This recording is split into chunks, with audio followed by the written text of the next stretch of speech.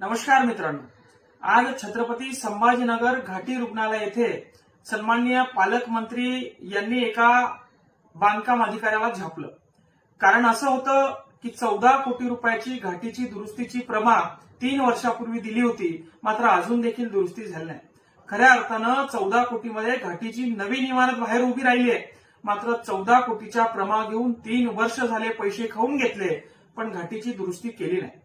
हे बांधकाम अधिकारी तेच आहे ज्यांनी आम्ही अटक असताना सीपी साहेबांना फोन करून सांगितला की यांच्यावर अजून काही गुन्हे दाखल करण्यात येते का बघा आणि यांना 14 दिवसाची न्यायालयीन कोठडी कशी येईल हे बघा।